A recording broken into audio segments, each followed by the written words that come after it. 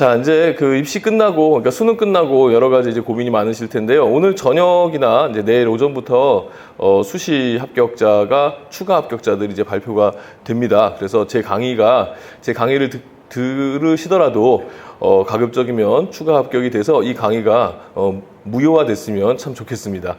자, 그러면 이제 몇 가지 내용들을 좀 살펴보도록 하겠습니다. 먼저 입시는 이제 기본적으로 도구가 있어야 되겠죠. 그래서 수능 성적표에 대한 이해를 먼저 해야 됩니다. 그러니까 수능 성적표를 지금 자세하게 알려드릴 수는 없고, 또 우리 고3들 같은 경우는 이미 어느 정도 경험이 있기 때문에 잘 알 거예요.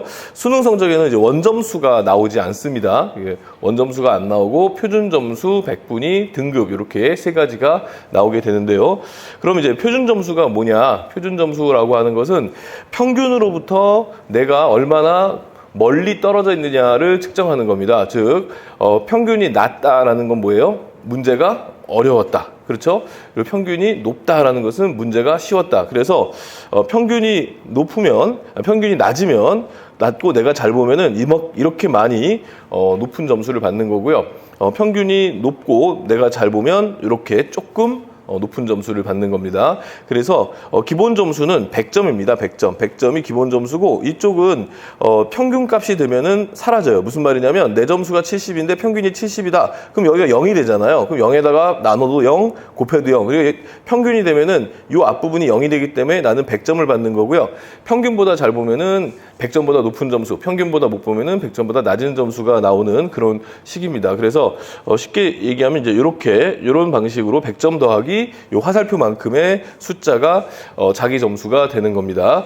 그래서 이제 작년도에는 수능 국어가 굉장히 어려웠죠. 근데 올해는 이제 상대적으로 좀 수월했던 부분이 있는데요. 그건 이제 바로 요겁니다. 지금 올해의 국어 성적이죠. 뒤에 가서 다시 한번 보시겠습니다만, 국어 성적이 최고점이 139점이에요. 만점을 받았는데 표준 점수는 139점이 나왔습니다. 작년에는 150점이었습니다. 그래서 작년보다 무려 11점이나 낮게 나왔죠. 근데 지금 이제 얘기하고자 하는 것은 이게 아니라, 이 표준 점수를 가지고 뭐 하느냐? 표준 점수를 가지고 학생들을 줄을 세웁니다. 그래서 표준 점수 지금 139점에 국어 139점 만점 받은 친구가 전국에 1,055명이 있다는 뜻입니다.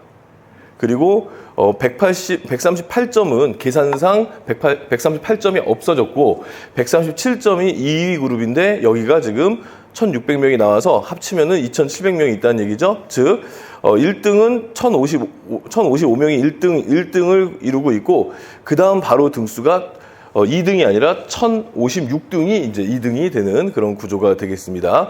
그래서 이제 이렇게 1,000명 정도씩 1점당 1,000명 좀 넘게, 또는 이제 점점 내려갈수록 더 많은 숫자가 이제 포진되어 있는데, 이걸 가지고 뭐 하냐면은, 이걸 가지고 학생들의 석차를 내서 나를 기준으로 해서 나보다 앞에 있는 석차와 내 뒤에 있는 석차를 나눠 가지고 100분이라고 하는 걸 만듭니다. 더 쉽게 얘기하면 100분이라고 하는 것은 응시 인원, 지금 여기 응시 인원이 흰글씨가 돼가지고 지금 사라졌는데, 응시 인원이 올해 44만 4,800명쯤 돼요. 그래서 그 숫자 870명 뭐 이렇게 되는데, 그래서 대략 44만 4,900명이라고 잡고, 그러면 그 학생들이 지금 1등부터 44만 4,900등까지가 이제 있을 거 아니에요?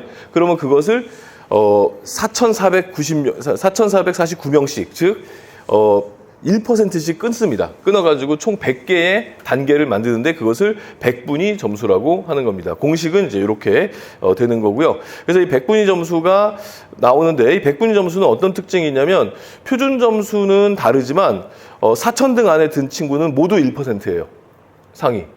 그리고 100분위로는 100에서 99%가 나오겠죠. 그래서 지금 이 세 그룹이 139부터 136까지 얘네들이 모두 1% 안에 들어와 있는 거죠. 즉 변별하기가 지금 1%에 4,000명이 동점자가 되는 거고, 여기는 1점당 1,000명씩 동점자가 있는 거기 때문에 이 상위권 대학에서는 표준 100분위를 가지고 학생들을 변별하기가 어렵습니다. 그러다 보니까 어떻게 돼 있냐면 표준 점수는 상위권 대학에서 활용합니다. 여기는 이제 상위권 대학으로 가면 갈수록 숫자가 이렇게 한 1점당 숫자가 적죠. 근데 쭉 내려보시면 중간 그룹부터는 더 많아지죠. 여기는 1점당 4,000명씩 꾸준하게 있는데, 여기 지금 보시면 130명 이하부터는 1점당 5,000명씩 있죠.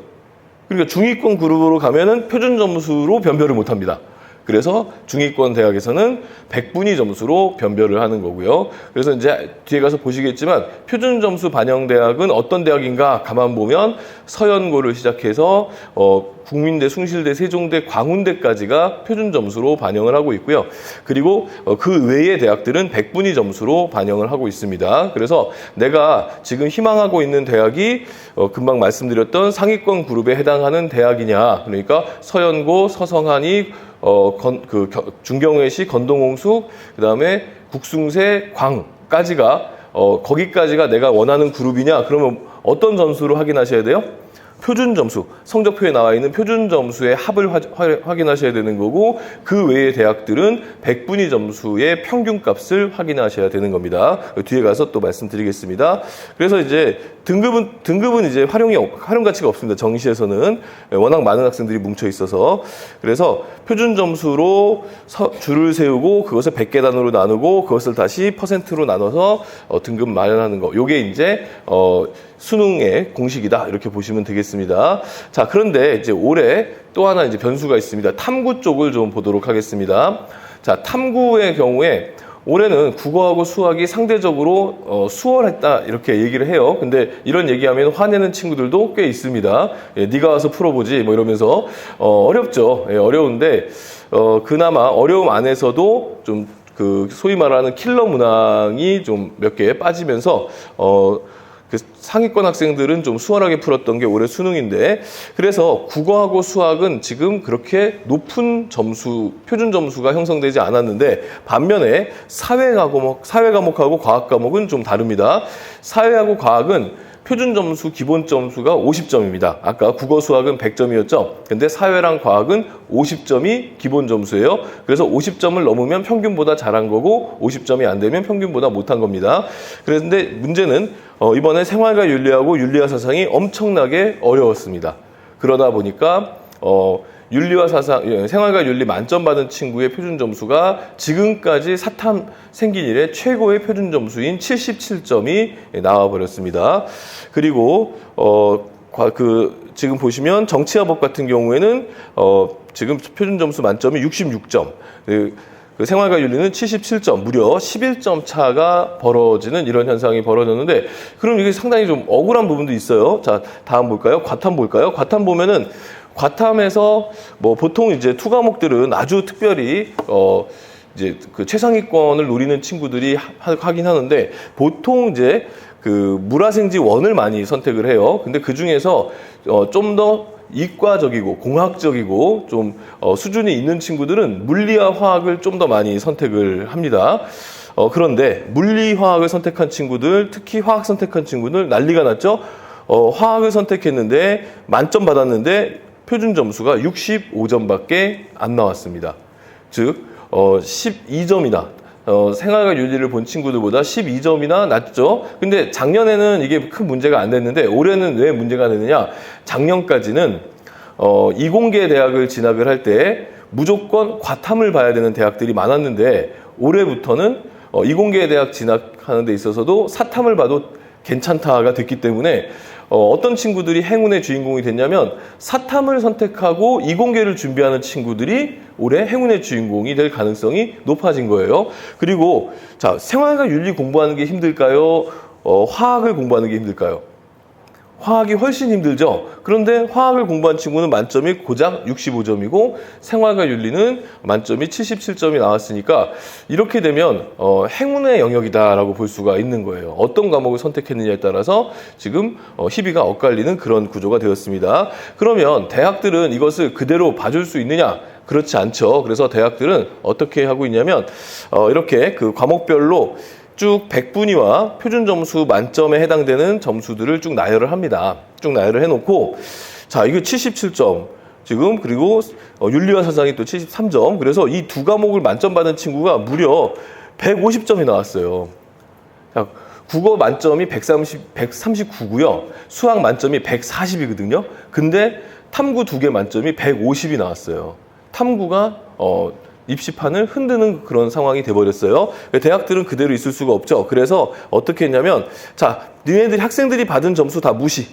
학생들이 받은 점수 무시하고 우리는 우리 대학이 새롭게 점수를 부과하겠다. 근데 그 점수는 어떻게 부과하냐면 학생들이 받았던 100분위 점수를 활용을 해서 100분위 점수를 활용해서 100분이 100을 받으면 예를 들어 이건 예입니다. 100을 받으면 70.77을 주겠다. 그리고 100분이 99점을 받으면 여기서 한 0점 몇 점을 깎아가지고 69점을 주겠다. 이런 식으로 대학들이 변환을 시켜가지고 표준 점수를 새롭게 만듭니다. 100분위를 활용해서 이렇게 이제 만들면 어떤 현상이 일어나냐면 지금 이 두 과목의 만점자가 150점이 아니라 여기 기준으로 맞추면은 이제 점수가 바로 141.6으로 내려가는 모습을 보이고 있습니다. 그래서 150점이 그다지 효과가 없는 상황이 되죠. 근데 문제는 이렇게 반영하는 대학이 대부분이라는 거예요. 대부분의 상위권 대학은 표준 점수를 있는 그대로 반영하지 않고 이렇게 변형해서 반영을 합니다.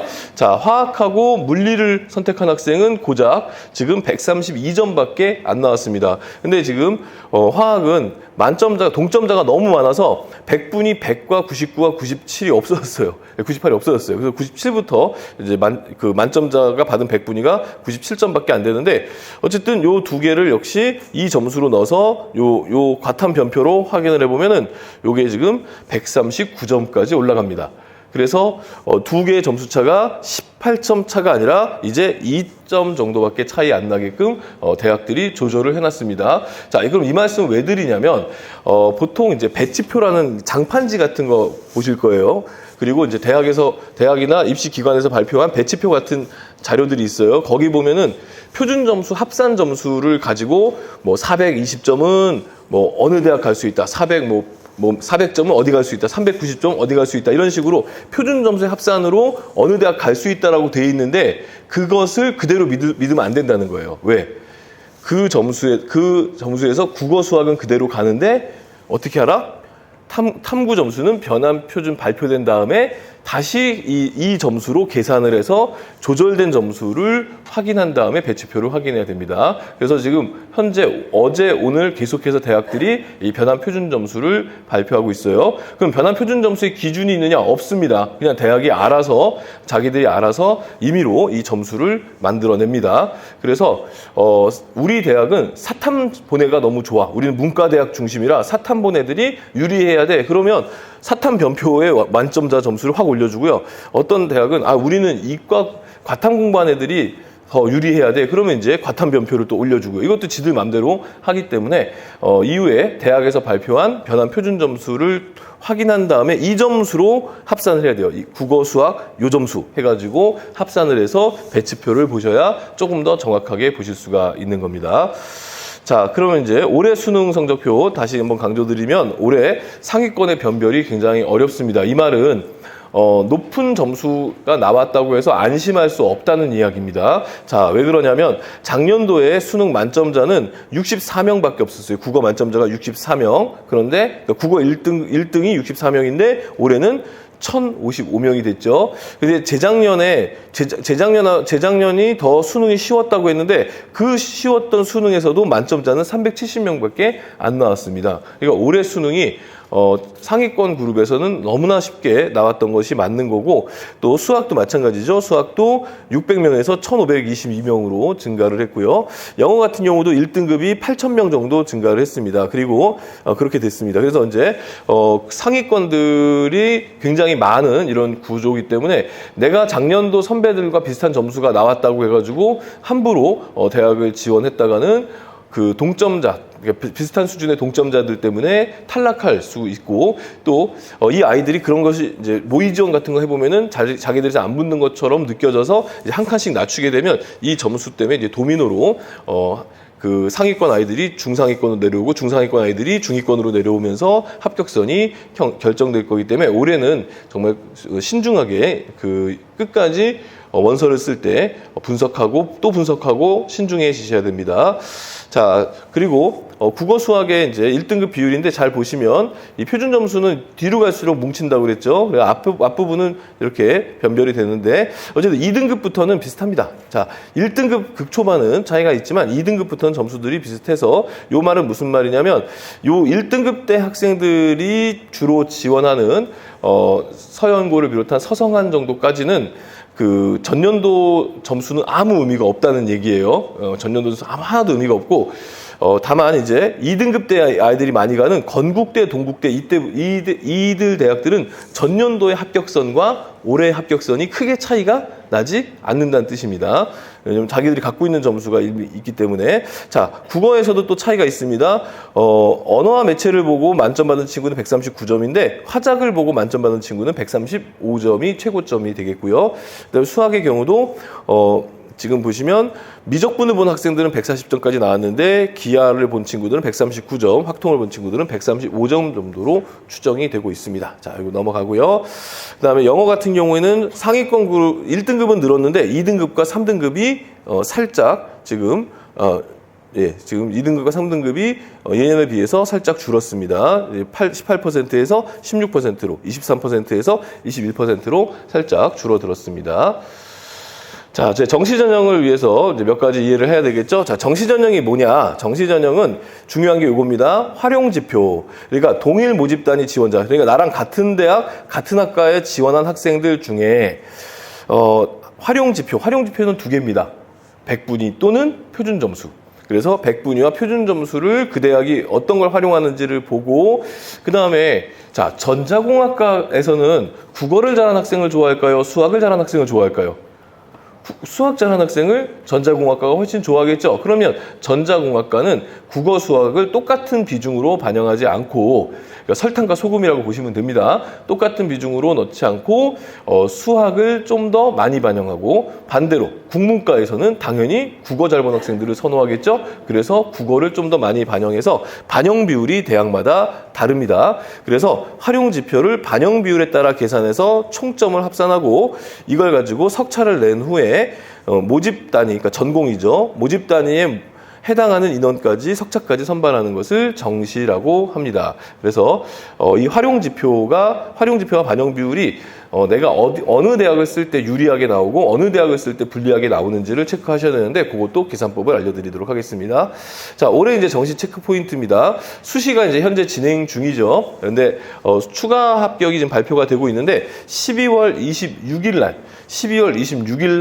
저녁 8시에 추가 합격이 끝납니다. 12월 26일 날. 그리고 27일 날 오전에 추가 합격생들이 최종 등록을 하고요. 그럼 이제 28일 날은 대학들이 대교협에다가 올해 수시 끝났습니다를 통보하는 날이 이제 28일이에요. 실제로는 26일 날 저녁 8시입니다. 자, 그 12월 26일 날 저녁 8시쯤에 대학으로부터 전화를 받는 것이 최고의 기쁨이죠. 예, 그거는 이제 원래 못 갈 수 있는 대학들을 가게 된 거니까. 자, 근데 여기서 이제 주의해야 될 게 있습니다. 수시에 붙으면 정시에 못 씁니다. 정시를 못 쓰는데, 이럴 수 있죠.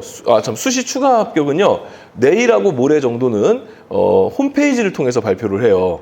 본인이 직접 접속해가지고 확인할 수 있고. 근데 한 3일쯤 지나면 이제 전화를 돌립니다.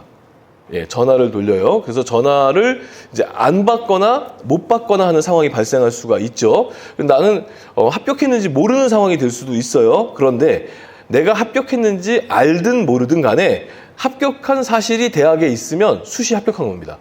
정시 지원이 불가능하다는 뜻이에요. 그래서 전화를 잘 받으셔야 돼요. 수시 넣고 지금 예비 번호가 크게 그 뒷번호가 아닌 친구들, 그리고 노 예비라도 몇 개 그 대학들이 있습니다. 1배수까지만 추가 번호를 준 학교들 항상 전화기 들고 있어야 됩니다. 내가 근데 수능이 너무 잘 나와서 수시에 떨어진 게 차라리 잘 됐다 이렇게 생각하는 경우도 종종 있죠. 얼마 전에 세화고등학교에서 그 수능 거의 만점에 가까운 친구가 있었는데 이 친구가 서연고 다 떨어지고 성대까지 다 떨어지고 너무 좋아했는데 수능 보니까 만점에 가까운 거예요. 그래서 이제 정시에 서울대 경영을 쓰냐 뭐 경제를 쓰냐 고민하고 있는데 서연고에서는 연락이 안 오고 성대에서 전화로 연락이 왔습니다. 예, 가야지 어떡합니까? 예, 만약에 거부하고 안 간다 그러면 원서 접수돼요. 정시 원서 접수되는데 인터넷으로 하는 거 되는데 나중에 2월 말에 전수조사 해가지고 수시 합격한 학생이 정시에도 붙었으면 두 전형 모두 불합격 처리가 됩니다. 그래서 전화 반드시 받으셔야 돼요. 안 받으면 안 됩니다.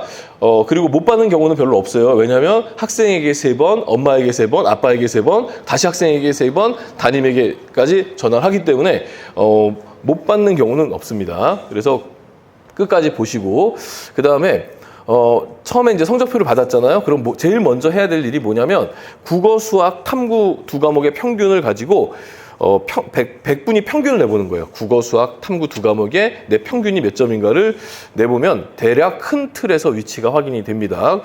그래서 요거부터 이제 먼저 체크하시고 그리고 나서 가나다군에서 어떤 대학이 있지 그리고 어떤 학과가 어디에 있지 확인하셔야 되겠고 그다음에 활용지표 확인하셔야 되겠고요.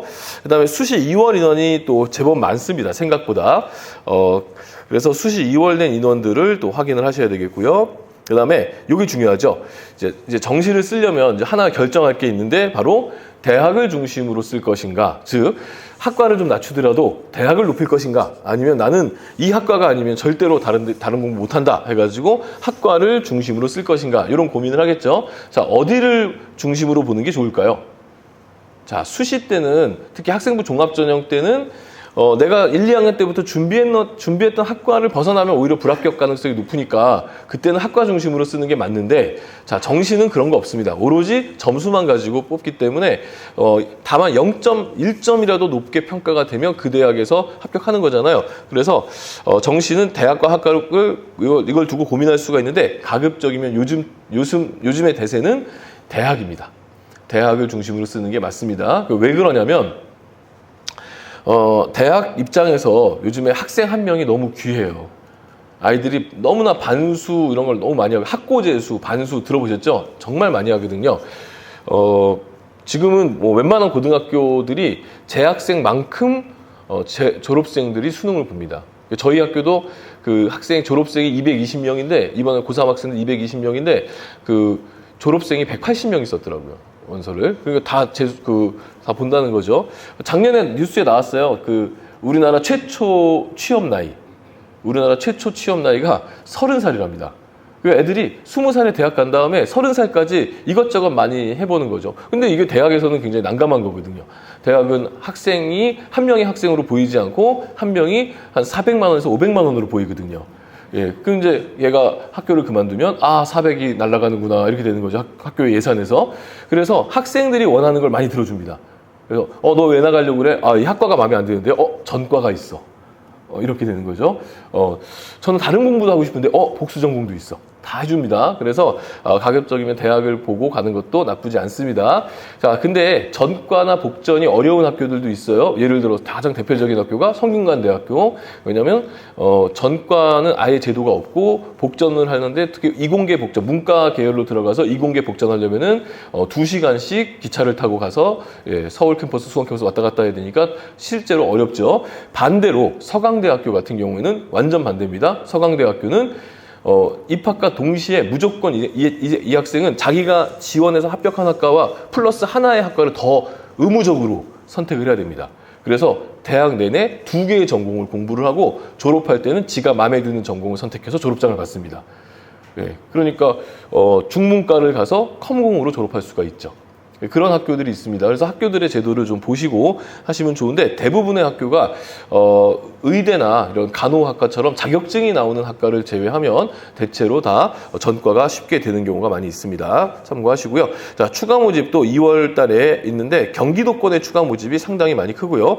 그 다음에 이제 선결과 후선택이라는 말을 하고 있는데 이게 무슨 뜻이냐면 먼저 올해의 입시 결과에 대해서 인정하고 받아들이시라는 거예요. 그러니까 지금부터 벌써 막 화가 나가지고 나는 이번 수능은 내 실력이 아닙니다 이러면서 바로 재수학원 등록하는 친구들이 있는데 고3 내내 어쨌든 지쳐있죠. 그 상태에서 지금은 그 의욕이 앞서서 재수학원을 선택해서 공부를 시작하지만 이미 지쳐있는 상태이기 때문에 지금 바로 시작하면 4월달, 5월달쯤 돼서 문제가 생깁니다.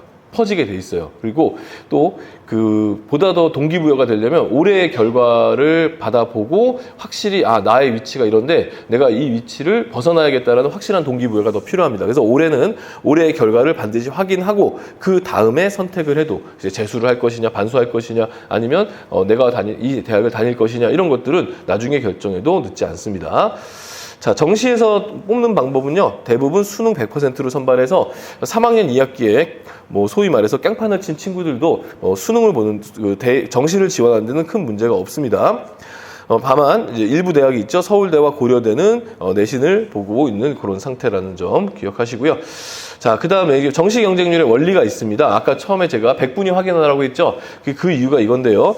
수능은 보통 접수자가 50만이 좀 넘는데 그 가운데 10%가 노쇼예요. 그래서 실제로 이제 45만 명, 아까 말씀드렸죠. 44만 4,870명이가 이렇게 이번에 수능을 봤습니다. 그러면 정시 경쟁 원리는 그냥 있는 그대로 가면 됩니다. 물론 이제 수시에 빠지고 이런 것까지 계산할 수 있는데 거의 일반고는 내신 좋은 친구들이 수능하고 정비례하는 경우가 많기 때문에 그냥 있는 그대로 계산을 해줘도 크게 무리가 없습니다. 그래서 의치한 메디컬을 가기 위해서는 전국 7,000등 안에 들어야 된다는 수치가 나오는데 실제로 이제 1.5%거든요. 그래서 의과대학교의 의대나 아니면 대학 어디 가라고 하는 사이트에서 입시 결과가 공개되어 있는 게 있거든요. 그 보면은 대부분 합격자 100분위 평균이 99%예요. 아니면 한의대까지 가면은 조금 밀려서 98.5%. 그러니까 딱 요 수치에서 벗어나지 않습니다.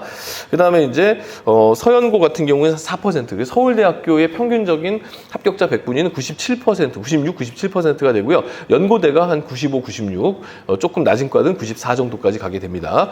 자, 서성한 같은 경우 6% 정도가 합격하는데 요거 이제 거꾸로 얘기하면 역시 이제 서성한 경우 94, 95, 조금 낮은 과가 93 요 정도까지 가고요. 그다음에 중경외시와 이대 그룹 같은 경우는 이제 8에서 9%쯤 되는데 좀 낮은 과가 한 90%에서 89%까지 가지만 보통 이제 92, 91 이렇게 되고 있습니다. 그래서 자기의 100분위가 대략 이 안에서 어느 정도 되느냐를 확인을 하셔야 된다는 그런 말씀입니다. 그래서 제가 대학 어디 가라고 하는 사이트를 통해서 쭉 배치표를 만들어 놨으니까 자신의 100분위를 통해서 배치표 확인해 보시고요. 그 다음에 서울의 마지노선이 어디냐? 서울의 마지노선은 사실 이제 여기서 하나 더 나가서 한성대, 삼육대, 서경대가 있긴 하지만 대체로 이제 규모가 큰 메이저급 대학에서는 이 동덕 덕성까지를 놓고요.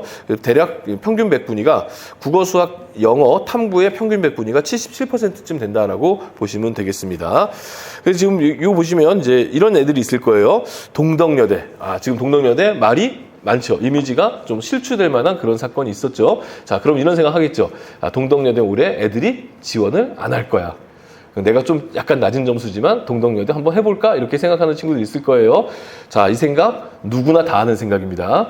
예, 그렇기 때문에 경쟁률 조심하셔야 돼요. 과거에 명지대학이 망한다는 소문이 있었어요. 그래서 그때도 똑같은 생각을 했죠. 명지대 망하니까 아무도 쓰지 않겠지. 자, 그 해에 명지대 유사일에 최고의 경쟁률을 보였습니다. 그러니까 나와 똑같은 생각한다고 보시면 돼요. 그래서 그냥 단편적인 생각으로 쓰지 마시고 끝까지 경쟁률도 보시고 이제 모의 지원하면서 어떤 흐름도 보시고 이렇게 지원을 하셔야 됩니다. 자, 국립대학교, 국립대학교도 한번 좀 보실 필요가 있어요. 자, 국립대학교는 과거에 엄청나게 셌죠. 그러니까 지금 부모님 세대들의 국립대학교는 장난이 아니었죠. 그러니까 경북대라든가 부산대라든가 어마어마했단 말이에요. 서영고 못 가면 그냥 성대, 서강대 가느니 경북대 남겠다 이런 친구들이 굉장히 많았었거든요. 근데 지금 국립대 점수는 생각보다 많이 낮습니다. 그러니까 서울대와 서울시립대를 제외한 경북대부터 보시면 77에서 83 그럼 뭡니까? 등급으로 말하면 3, 4등급 학생들. 자, 경북대가 3, 4등급이고요. 부산대도 그 정도가 되고요. 그다음에 충남대는 3, 4등급에서도 좀 낮은 3, 4등급으로 가고 있는 거고, 자, 그리고 오히려 과거에는 좀 낮았던 강원대학이 요즘에 그 서울 동부 지역 아이들이 많이 가면서 조금 올라왔어요. 그다음에 충북대, 전북대, 제주대 이런 대학들은 지금 4, 5등급까지도 합격하는 학과들이 있습니다. 그래서 이 지방 국립대 한번 고민해 볼 필요가 있는데요.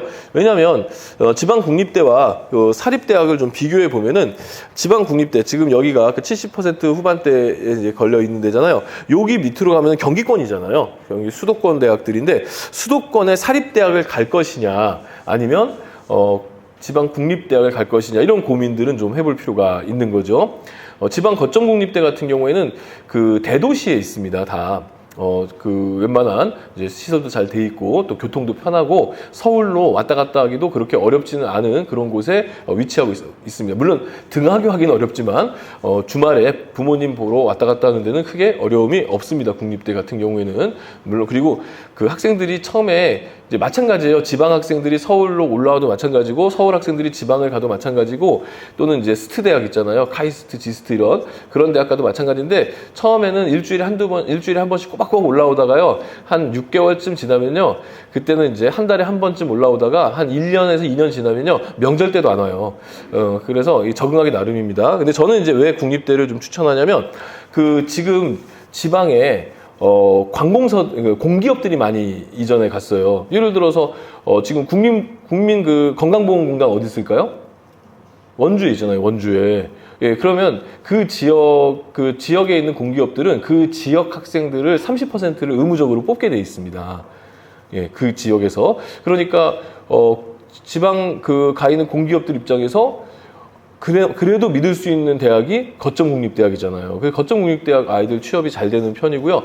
한전 같은 경우는 나주에 있는데 나주에다가 이제 한전을 세워놨더니 전남대랑 조선대 공대 애들까지 뽑았거든요. 근데 그 이하 애들을 뽑을 수가 없는 거예요. 그러니까 아예 그냥 그 나주에다가 켄텍이라고 해서 한전 대학교를 만들어 버렸잖아요. 그러니까 지금 이제 이런 거점 국립대학들은 좀 나름 그 의미가 있는 그런 대학들이 많이 있으니까 서울 수도권에 어정쩡한 그 사립대학을 갈 것이냐 아니면 이런 거점 국립대학 갈 것이냐 이런 거 한번 생각해 보실 필요 있어요. 그리고 아드님들 보내세요. 예, 아드님들 맨날 뭐 데리고 있어봐야 뭐 힘들잖아요. 예, 다 알고 있습니다. 예. 자, 그 다음에 이제 서울 소재 지방 캠퍼스가 어떤가. 오늘 진짜 따끈한 소식 하나 알아왔습니다.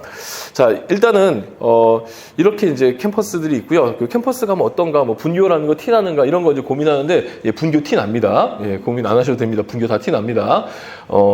나중에 입사 원서 쓸 때, 그 코드가 있어요. 대학 코드가 있는데 코드가 다릅니다. 근데 이제 그 건대 글로컬 같은 경우에는 좀 100분이 합격선이 높죠. 85에서 88이면은 3등급 초반이잖아요. 그러니까 왜 이렇게 높냐? 여기 2개만 반영합니다. 그래서 영어 포함해서 2개만 반영해서 영어 한 3등급에다가 90 몇 점을 이제 환산점을 줘요. 그래서 영어 3등급 나오고 탐구 하나 한 3, 4등급 나오면 이제 합격선이라는 그런 뜻이 되겠습니다. 고대 세종이 이제 4등급 정도, 단대 천안이 4등급에서 좀 앞부분, 4, 3 정도까지 가고요. 자, 여기 오늘 말씀드리려고 하는데요. 동국대 YG, 이게 동국대 경주 캠퍼스입니다. 우리가 옛날에 동경대학이라고 불렀던 동국대 경주 캠퍼스. 자, 보시면 44%에서 55. 그러니까 5등급이죠. 5등급도 낮은 5등급. 예. 5등급대 대학인데 왜 제가 따끈한 소식을 들었냐면 오늘 저희 학교에 동국대 경주 캠퍼스 관계자가 왔어요. 그래서 저한테 좀 성적 낮은 친구들이라도 좀 보내줬으면 좋겠다. 그래서 우리 여학교에서 못 보낸다. 그랬더니 2년, 그 동국대는 2+2 제도가 있다. 그래서 동국대 경주를 2년 다니면 나머지 3, 4학년을 서울로 옮겨주는 제도가 있다. 예, 편입시험 안 보고 그 대학교 학점과 그리고 토익 시험 점수를 가지고 그 서울 캠퍼스를 올려주는데 경쟁률이 2대1밖에 안 된다. 그리고 서울로 올려보낼 때는 아예 그냥 서울 캠퍼스로 학과 이동을 시켜서 그냥 경주 캠퍼스가 이제 종료가 되고 서울 캠퍼스 졸업생이 되는 거다. 이렇게 혹하는 얘기를 했습니다.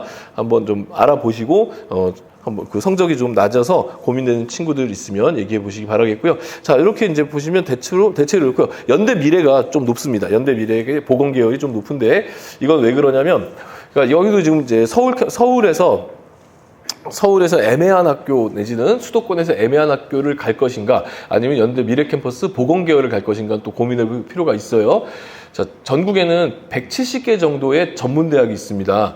그 전문대학교 안에 물론 이제 앞으로 곧 많이 망해서 이제 100여 개만 남을 수도 있는데 그 전문대학 안에는 대부분 보건계열 학과들이 있습니다. 임상병리, 치위생, 치기공 이런 학과들이 있는데 이 학과들도 교수들이 있을 거 아니에요. 그럼 전문대 교수라고 해서 전문대를 졸업한 건 아니거든요. 그래서 전문대 교수들도 대부분 4년제 대학을 나왔는데 치위생학과 교수들은 거의 뭐 8, 90%가 여기입니다. 연대 미래.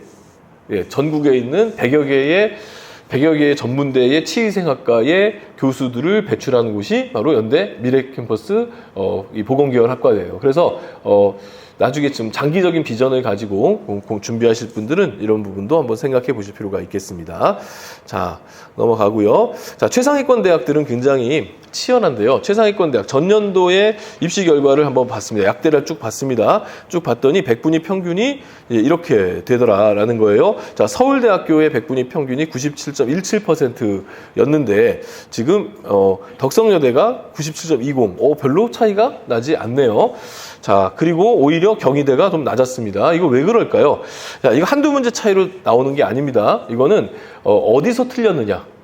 예, 그러니까 아까 우리 그 생활과 윤리 뭐 이런 거 보셨잖아요. 그러니까 어느 과목에서 틀렸느냐, 또 어느 과목을 선택했느냐에 따라서 이게 갈리게 되는 거고요. 이 점수가. 그다음에 대학별의 반영 방법, 뭐 국어를 많이 반영하냐, 수학 많이 반영하냐, 과탐 많이 반영하냐, 여기에 따라서 달라지고요. 또 지원 당시의 분위기가 있습니다. 학생들은 그 지원 당시 분위기를 상당히 많이 타는 편인데요. 예를 들어 내년에 입시가 많이 바뀐다. 그러면은 올해 하향을 통해서 하향 지원하시더라도 대학 간다. 이 분위기가 크고요. 또 내년에 뭐 크게 바뀌는 거 없다. 그럼 이제 소신 지원 막 이렇게 하는 이제 분위기가 또 생기고 막 그렇습니다. 옛날에 그 신사의 품격 아시죠? 신사의 품격 그 드라마가 방송된 직후에는요. 그때 이공계 쪽에서 가장 높은 학과 중에 하나가 건축학과였습니다. 분위기 많이 탑니다. 그래서 지금 여기는 이제 그런 거죠. 무서우니까 덕성여대 약대 하나 안정권으로 쓰고 다른 데 써봐야지 했는데 여기에 이제 상위권 아이들이 몰려버리면서 커트라인이 높게 형성된 거고, 반대로 경희대는 셀 거야 하고 다 도망가가지고 여기가 지금 또 이렇게 낮게 나올 수 있는 그런 부분입니다. 그래서 최상위권 대학들은 전년도 결과가 의미가 없어요. 그냥 올해 이제 어떻게 애들이 흘러가는가, 이게 더 중요한 겁니다. 자, 정시 전형의 이제 올해 정시 전형의 특징입니다. 첫 번째, 의대 변수가 좀 있습니다. 의대 변수는 최상위권 아이들을 움직이기 때문에 상당한 변수가 있을 거라고 생각을 합니다. 자, 의대 변수가 이제 의대가 지금 2,000명 증원했죠. 원래 의대는 3,000명 뽑았는데 올해 2,000명을 갑작스럽게 증원을 했습니다. 이미 수시에서 3,000명 좀 넘게 뽑았어요. 현재 상태에서. 그러니까 작년에 뽑았던 의대 정원을 올해 수시에서 다 뽑은 거죠. 근데 지금 그 2,000명을 고집하시던 분이 한 분 있었는데 그분이 지난주 토요일 날, 그렇죠? 예, 그렇게 됐어요. 그래서 의협의 목소리가 이제 좀 더 강해질 수밖에 없는데, 의협의 주장은 뭐냐면 원래 수십 년간 우리가 1년에 3,000명씩 뽑기로 했다. 근데 지금 갑자기 5,000명이 돼서 원래 올해하고 내년에 뽑을 애들이 합쳐서 6,000명인데 이미 올해 5,000명 뽑았으니까 그럼 어떻게 하겠습니까? 내년에 1,000명만 뽑자. 예, 그런 얘기입니다. 그리고 아니면 그거 싫으면 올해 정시를 뽑지 말자. 이런 얘기인데, 그 정시 뽑지 않는 건 이제 너무 시기가 늦어서 아마 내년도에 영향이 갈 것 같아요. 그래서 이제 의대 정시 2월에 이제 변수가 좀 발생하고요. 그래서 그 정시가 만약에 진짜 정시 안 뽑는다 그러면은 상위권 대학들이 터지겠죠. 그쪽에서 굉장히 경쟁이 치열해지겠죠. 그 다음에 사탐 잘 본 아이들이 사탐에 또 표준 점수가 잘 나와서 변수가 생겼고요. 다군에 뽑는 학교들이 많아졌습니다. 상위권 대학을 중심으로 해서. 그 다음에 요거 보셔야 돼요. 전공자율 선택제, 무전공 제도인데요. 요게 아주 올해 큰 변수입니다. 전공자율 선택제. 뒤에 가서 한번 보시겠고요. 탐구의 변환 점수 어떻게 줄지, 그다음에 영역별 반영 비율 어떨지 이제 체크를 해야 되겠죠. 자, 모집 군별 대학 명단인데요. 여기서 뭐 다 보실 필요는 없고요. 이거 외울 수도 없는 거고요. 다만 이제 큰 틀에서만 보면 교대 원하는 친구들이죠. 교대. 그 초등교사 되고 싶은 친구들, 그래서 교대를 원하는 친구들은 자 보시면 나군에만 학교들이 집중적으로 몰려 있습니다. 우리나라에서 초등교사가 되는 방법은 두 가지인데요. 이화여대 한국교원대 초등교육과를 나오든지 아니면 교대를 나오든지 둘 중에 하나가 돼야 됩니다. 근데 이화여대와 그 한국교원대는 가군에서 선발을 합니다. 그 이화여대는 가나다군에서 이 밑에 가면 이제 이화여대가 있고요. 그래서 이화여대 가군과 교원대 가군에서 초등교육과를 선발하고요. 나머지 초등교육은 다 나군에 있습니다. 그래서 초등교육을 희망하는 친구들은 이 나군에서 어느 대학을 써야 될지 이제 고민을 하셔야 되겠고요. 백분위 평균이 많이 나뉘었습니다. 3등급 대 학생들도 충분히 지방교대 붙고요. 지방교대 붙어도 서울에 있는 초등교사 임용고사 응시하는 데는 지장이 없습니다. 감점도 장점도 없고 뭐 가산점도 없고 뭐 그렇습니다. 이 가운데 좀 낮은 대학은 진주교대가 좀 낮은 편에 속하고요. 진주교대, 부산교대가 상대적으로 좀 낮습니다. 이거 뭐 참고하시고요. 반면에 이 춘천교대가 의외로 서울에서 가깝기 때문에 서울교대, 경인교대, 춘천교대 순으로 성적은 형성되고 있습니다. 자, 그리고 이제 옮기는 모집군 이동인데요. 이거 이렇게 봐봐야 뭐 소용없고요. 이거 한번 보겠습니다.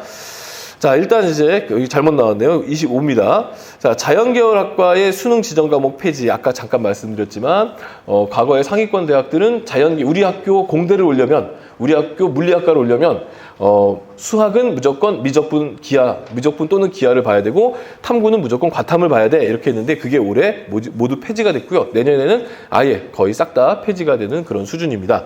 자, 일단은 이 가운데서 몇 개 예외가 있는데요. 고려대학교는 과탐을 봐야 돼요. 그러니까 확통 봐도 상관없지만 과탐은 필수. 시립대는 사탐은 상관없지만 미분기하는 필수. 홍대는 미분기하와 과탐이 모두 필수. 그래서 이렇게 보면 가장 원서 쓰기가 좀 어려운, 그러니까 원서를 쓸 만한 학생들이 좀 적어지는 대학이 하나 있습니다. 그게 바로 홍대죠. 홍대가 이것을 고집하고 있기 때문에 상대적으로 사탐 하나 과탐 하나 본 친구들이 올해 많거든요. 또 걔네들이 시험을 잘 봤고, 그래서 홍대에 지금 지원할 만한 아이들이 그렇게 많지는 않아서 올해 조금 합격선이 낮아질 수도 있으니까 눈여겨보시되 이것도 다 같이 생각을 하게 되면 또 몰립니다. 자, 그 다음에 이제 고려대학교입니다. 고려대학교 다군이 신설됐어요. 36명을 뽑는데 고려대학은 두 가지 방법으로 뽑습니다.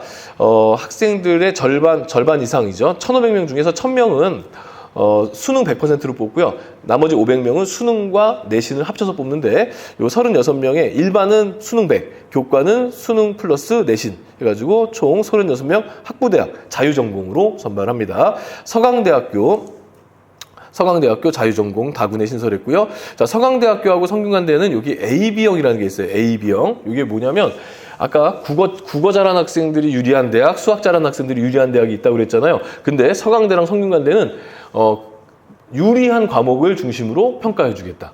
아주 좀 독특합니다.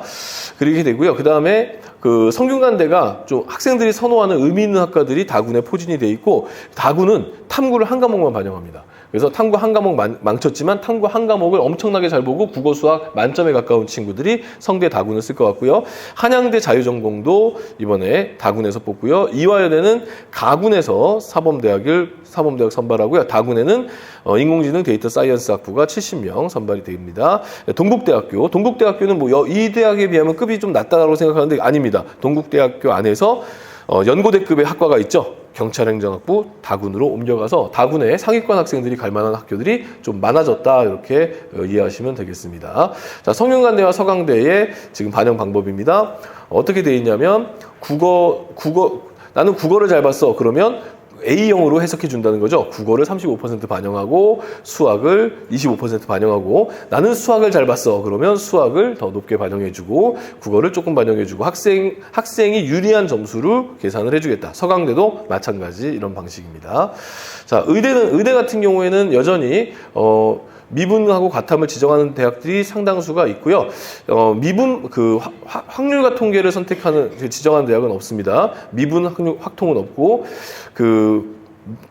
확통 과탐은 있습니다. 확통 과탐 대학. 그리고 성균관 대학은 독특하게도 일반 학과는 확통 사탐도 공대에 쓸 수 있지만 의대는 확통 과탐까지만 쓸 수가 있습니다. 그다음 미지정 대학들이 있는데, 근데 이제 문제는 아까 잠깐 보셨지만 수학 만점자가 미적분 만점자는 140점이었고 확률과 통계 만점자는 135였잖아요. 이미 확률과 통계를 보면 마이너스 5로 시작하기 때문에 이 확률과 통계로 의대를 갈 가능성은 높지 않습니다. 자, 군별 모집 대학 보시면 가나군에 몰려 있는 것이 보이죠? 가나군에 좀 많이 있고요. 다군에는 상대적으로 적기 때문에 일단 이것도 잘 아셔야 되는 게, 일단은 가군과 나군에서 안정권이나 적정권 가고 싶은 대학은 가나군에서 찾는 게 맞습니다. 자, 그리고 분할 모집 대학을 쓸 때 주의하셔야 될 게 있는데, 그건 뭐냐면 분할 모집 대학은 가나 다군 이렇게 나눠서 뽑는 것을 분할 모집이라고 하는데, 가군에 예를 들어 가군에도 국문과가 있고 나군에도 국문과가 있고 이렇게 쪼개서 못 뽑아요. 학과 쪼개기가 안 됩니다. 그래서 군별로 한 개의 학과씩만 있습니다. 그래서 그러다 보니까 내가 쓰고 싶은 학과가 어디에 있느냐도 같이 살펴봐야 되겠죠. 예를 들어서 숭실대학하고 세종대학이 있는데 숭실대학이 정말 살짝 높아요. 그리고 세종대학이 살짝 낮아요. 근데 또 입시에서는 이게 이 살짝 높고 낮음이 또 크게 영향을 끼쳐요. 그게 무슨 말이냐면 내가 세종대학 영문과를 쓰면은 확실히 붙는데 숭실대 영문과를 쓰면 아리까리한 경우가 있어요. 근데 나는 숭실대 영문과를 더 좋아하는 거예요. 이제 이럴 때에 둘 다 또 나군에 있어요. 그러면 이럴 때에 내가 나군에 숭실대 영문과를 써야 되냐 세종대 영문과를 써야 되냐 이런 고민을 할 수밖에 없는 거고 이러면 그럼 가군에 숭실대 영문과가 있고 나군에 세종대 영문과가 있으면 얼마나 좋았을까요? 근데 그렇게 안 돼서 원하는 학과들이 이렇게 걸리는 이런 부분들이 있으니까 이런 걸 다 체크하셔야 됩니다. 자, 그리고 이제 자유전공학과. 제가 자유전공 올해 의미 있다고 그랬죠. 자, 지금 이게 뭐냐면 가나다군의 각각 자유전공 학부의 선발 인원입니다. 인원을 보시면 자, 이렇게 모집 인원이 어마어마하게 많습니다. 그럼 이게 왜 의미가 있느냐? 자, 보세요. 어떤 학과에 5명을 선발했어요. 5명을 선발한다는 얘기는 뭐예요? 1등부터 지원한 학생 중에 1등부터 5등까지 선발한다는 얘기죠. 그럼 1등하고 5등하고 점수 차가 크게 안 난다는 얘기예요. 그런데 지금 이렇게 300명을 뽑는다. 그러면 300등까지 선발하네요. 1등하고 300등의 점수차가 크게 벌어진다는 얘기죠. 그래서 이렇게 모집 인원이 많은 학과들은 커트라인이 낮아집니다. 이런 것들을 잘 체크해 두셔야죠. 또 상대적으로 또 뭐가 있냐면 얘네 이 학과들이 하늘에서 뚝 떨어진 게 아니고 자기네 학교에 있는 학과들을 학과에서 하나씩 뽑아가지고 국문과에서 한 명, 영문과에서도 T5 빼고 뭐 동문과에 T5 빼고 해가지고 이렇게 하나로 만든 거예요. 그러다 보니까 국민대 같은 경우에 자유전공이 이렇게 많은 반면 나머지 학과들은 모집 인원이 굉장히 적다. 이런 거죠. 그러면 모집 인원 적은 데를 과감하게 쓸 것이냐 아니면 많은 데를 쓸 것이냐.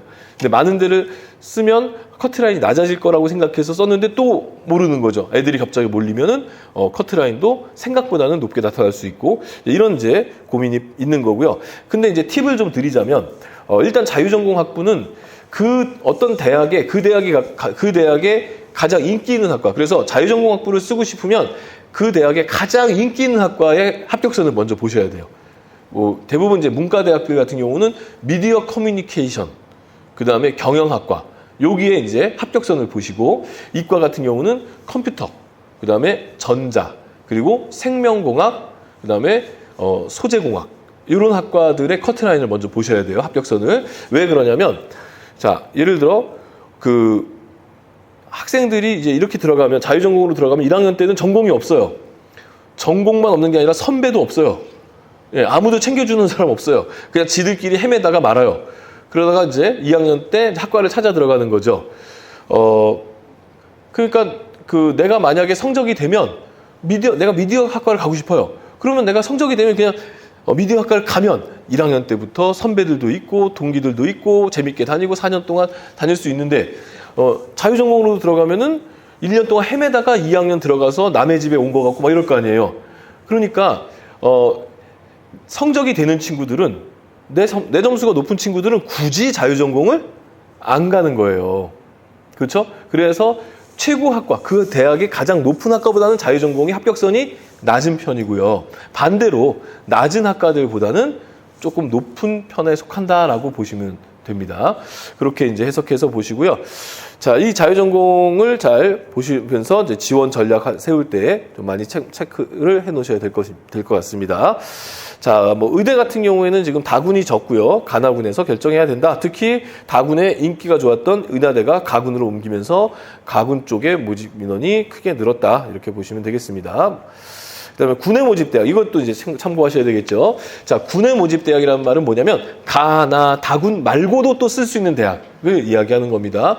크게 두 종류가 있습니다. 하나는 지금 보이는 요 스트 대학들, 과기원 대학들인데요. 이 과기원 대학들은 그 주체가 달라요. 그러니까 우리나라는 법치 국가니까 법률 주체가 있는데, 우리가 흔히 얘기하는 뭐 서연고 이런 대학들은 일반 대학인데 요거는 교육부가 주관하는 대학이에요.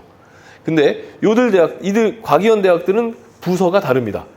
과학기술부가 주도하는 대학이죠. 그러니까 과학기술부 대학은 교육부 지시를 따를 필요가 없는 거예요. 그래서 얘네들은 수시, 정시 제한이 없습니다. 그러니까 내가 만약 카이스트를 수시에 붙었어요. 근데 수능이 너무 잘 나와서 서울대 의대를 쓰고 싶어요. 쓸 수 있습니다. 쓸 수 있습니다. 자, 서울대에 나진과에 내가 붙었는데 수시에 내 서울대 나진과 붙었다. 아니면 서울대 말고 어떤 대학에 붙었는데 수능을 엄청나게 잘 봤다. 근데 난 수시 합격했으니까 정시 지원 못하네? 아닙니다. 이들 대학은 지원이 가능합니다. 그래서 카이스트 같은 경우도 15명, 나머지 스트 대학들이 10명씩 선발하고요. 그 다음에 이제 아까 한전에서 만든 에너지공과대학도 10명 이렇게 선발을 하고 있습니다. 그래서 여기 자유롭습니다. 또 수시에 붙었지만 정시에 쓸 수 있는 대학 사관학교. 사관학교는 수시부터도 정시 쓸 수 있습니다. 그리고 한예종도 마찬가지고요. 그다음에 산업대학이라고 있습니다. 산업대학은 평생교육법이라는 법에 의거해서 만들어진 대학인데 청운대학하고 호원대 두 개가 있습니다. 여기는 원래 직장인들 다니게끔 만드는 대학이었고요. 원래 아실 거예요. 이 동네 서울과기대 옛날 이름 뭔지 아시죠? 서울산업대, 산업대였습니다. 근데 이제 서울산업대는 과기대로 바꾸면서 일반 대학으로 전환을 했고요.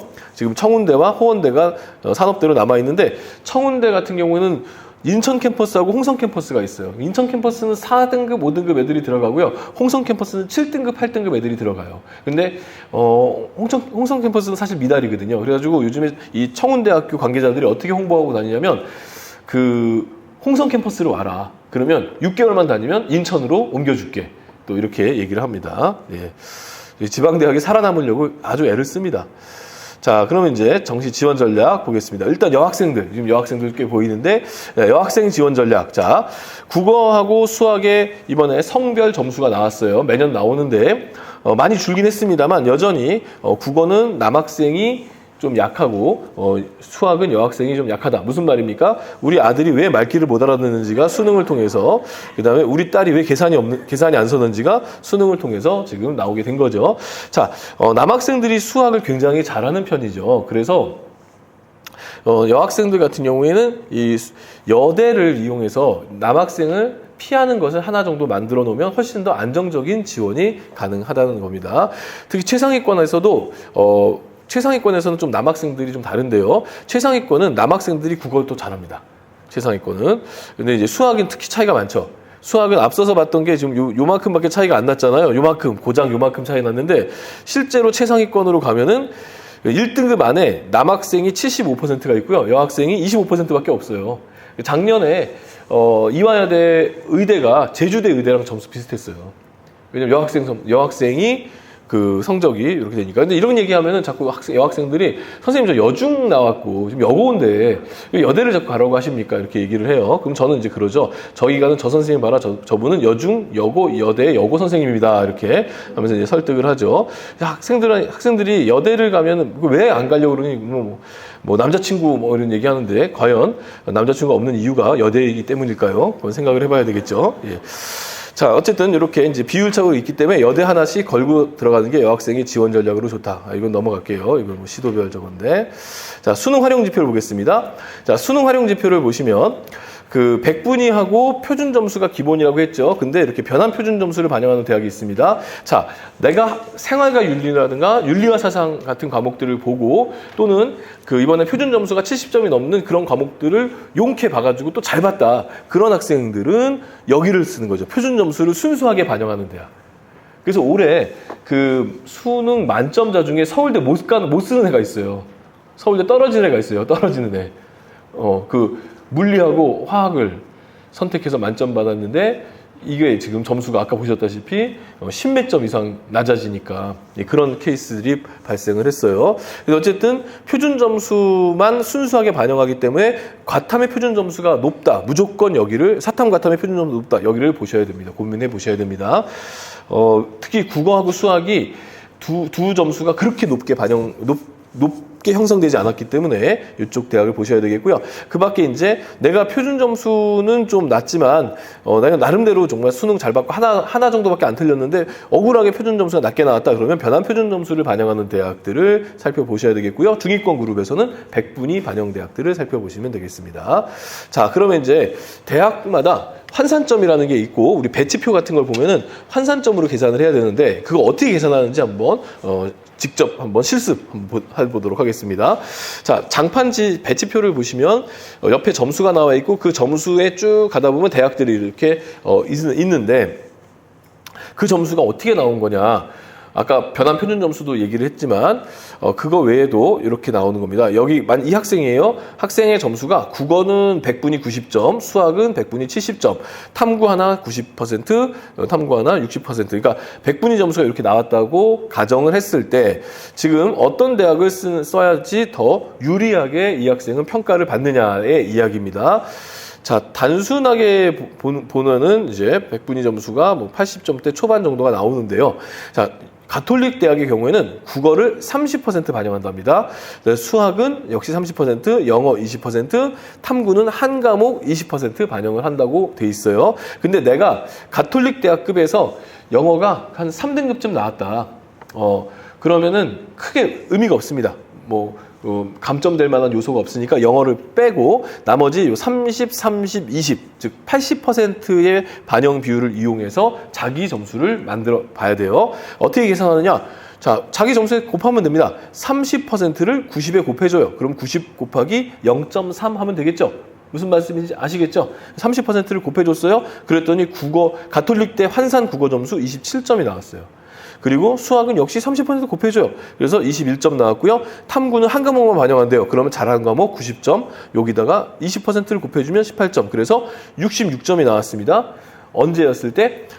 80%의 비중으로 활용했을 때 66점이라면 우리 비례식 알죠? 초등학교 때 배운 거. 그러면 100점일 때는 몇 점일까? 요겁니다. 그래서 100점으로 환산하면 몇 점일까? 그러면 어떻게 하느냐? 이 66점에다가 80분의 100을 곱해주면 됩니다. 그러면 82.5%가 나와요. 이 학생의 가톨릭 대학교 점수는 82.5%입니다. 이 학생의 점수예요. 자, 경기대학교를 보실까요? 경기대학은 이 학생이 경기대학을 쓰면 가톨릭 대학 쓰는 게 좋을까요? 경기대학 쓰는 게 좋을까요? 이제 고민할 수 있죠? 자, 여기서 계산하면 답이 나옵니다. 자, 경기대학을 쓰면 학생이 못 본 수학의 비중이 10%가 올라가고 학생이 잘 본 탐구 한 과목의 비중이 10%로 줄어들게 됩니다. 그리고 실제 계산식으로 계산을 해봐도 80점이 나옵니다. 무려 2.5가 감점이 되고 있죠. 근데 만약에 이 학생이 성신여대 AI학과를 지원한다. 성신여대 AI학과는 국어가 10%, 수학이 35, 탐구는 25인데 두 과목입니다. 그러니까 탐구가 90점이 아니라 90 더하기 150점에 나누기니까 75네요. 75. 그래서 탐구는 75점으로 환산이 되는 거죠. 그래서 요걸 계산하면 이렇게 75점으로. 예. 아니, 똑같은 아이의 똑같은 점수인데 대학마다 어떤 대학은 82, 어떤 대학은 80, 어떤 대학은 75. 그래서 가톨릭 대학에서는 합격을 했는데 경기대학이 가톨릭 대보다 뭐 그렇게 나은 게 있다고 경기대학은 떨어지고 성신여대가 또 뭐 나은 게 있다고 성신여대는 완전 광탈하고 이런 현상이 벌어지게 되는 겁니다. 그래서 대학별 요걸 잘 보셔야 돼요. 반영 비율을 가지고 계산하는 거. 자, 표준 점수도 똑같습니다. 표준 점수도 똑같은데 표준 점수는 한 번 더 있어요. 표준 점수는 국어, 수학, 탐구 두 과목인데요. 국어, 수학, 탐구 두 과목에 이 평균 표준 점수를 먼저 산출한 다음에 곱하기 3을 하는 겁니다. 평균 표준 점수를 먼저 산출하는 거예요. 자, 여기 단순 합산이 382점입니다. 382점인데 이 친구가 지금 건국대학을 썼어요. 건국대학을 쓰니까 그대로 곱해줍니다. 표준 점수에다 곱해줘서 이렇게 해서 점수가 이렇게 나왔어요. 그래서 아까 그대로 같은 방식으로 127.1이 나왔습니다. 이게 국어, 수학, 탐구의 평균 표준 점수입니다. 이 대학의 반영 비율을 계산한 평균 표준 점수가 나왔는데 여기다가 3을 곱해서 381.3이 나왔습니다. 단순 합산은 382점인데 지금 반영 비율을 넣은 합산은 381.3으로서 마이너스 0.7점 본인이 유리함이 떨어진 거예요. 이유를 살펴보니까 수학이 약했는데 수학의 비중이 높았다는 게 이유가 되겠고요. 자, 반면에 동국대학교 같은 경우에는 자, 이게 평균 표준 점수가 동국대학 같은 경우 어떠냐? 동국대학은 수학하고 탐구에 가산점이 붙습니다. 그래서 수학 가산점만 한번 살짝 볼게요. 어떻게 되는 거냐? 자, 보시면 125점이죠. 125점에다가 뭘 더해주느냐? 125 곱하기 0.3, 이거 3%니까 그걸 더해주면 이제 점수가 나오겠죠. 그래서 아마 128점쯤으로 환산이 돼가지고 가산점 붙어서 탐구도 역시 약간 환산점 3% 가산점 붙어서 이 학생의 그 동국대학교 점수는 389점으로 올라갑니다. 자, 그러면 동국대학에서는 합격이 나오는데 건국대에서는 불합격이 나오게 되는 거예요. 이런 점수에 따른 환산점에 따른 부분들을 기억해 주시기 바라겠습니다. 그러니까 건국대학교에서 평가는 이렇게 낮은데 그 누적 백분위로 봐도 건국대학교에서는 너는 전국 5.9%야. 근데 동국대에서는 아니야. 너는 전국 3.6%야. 해석해 주는 게 다른 거예요. 그래서 동대는 붙고 건대는 떨어질 수도 있다. 물론 이 정도 성적이면 건대, 동대 다 붙습니다.